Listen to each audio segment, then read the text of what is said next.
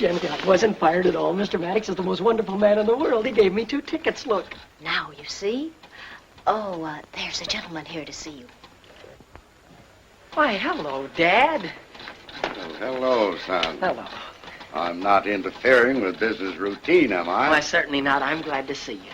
Does this establishment allow its young executives to go out to lunch? Why, you bet it's practically lunchtime now. I can go any time between 12 and 12:30. Oh, you have lunch with me. You bet I will. Wait till I get my hat.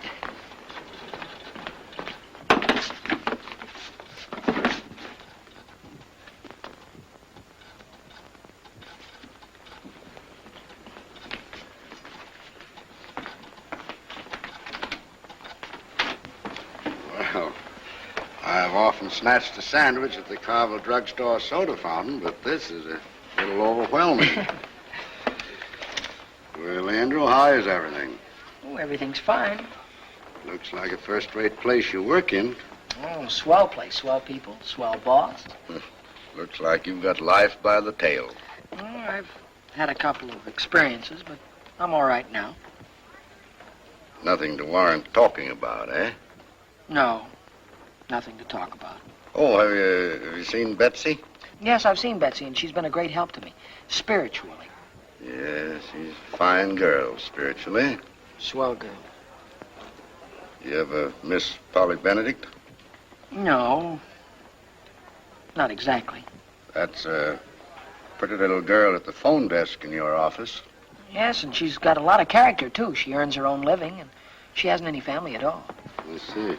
What do you have, gentlemen? Now, what do you have, Dad?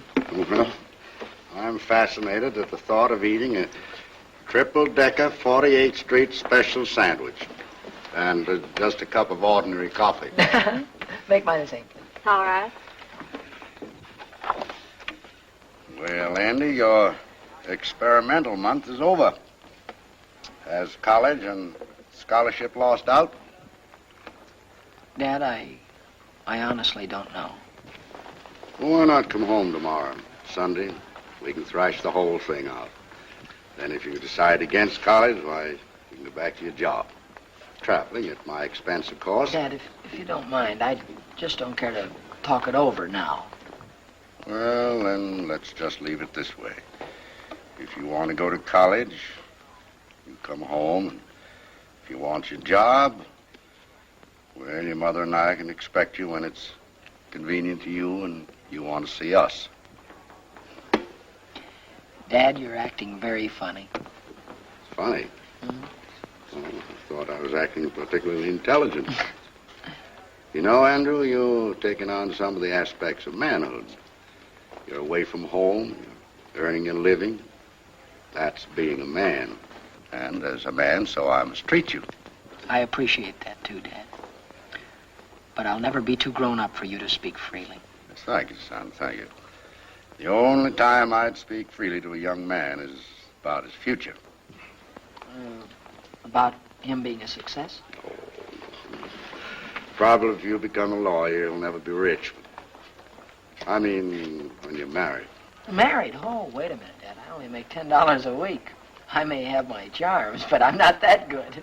Well, someday you're going to be married. And marriage is the one happiness in the world today that can be spoiled by anticipating it. Many marriages are ruined just that way. You mean a fellow's morality? Being moral? No, I mean fidelity. Fidelity to what? Fidelity to the girl that someday you're going to marry. Somewhere in the world today, there's a girl, now perhaps only a child in pigtails. Well, Dad, how could a fella be unfaithful to a girl he hasn't even met yet? That's very easy. By entering into an illicit romance, you're just inviting yourself to the habit of unfaithfulness. Infidelity is a habit. All too easy to acquire if it begins before marriage. The habit of transferring one's affections from one girl to another is very apt to destroy the ability to bestow those same affections permanently on your wife.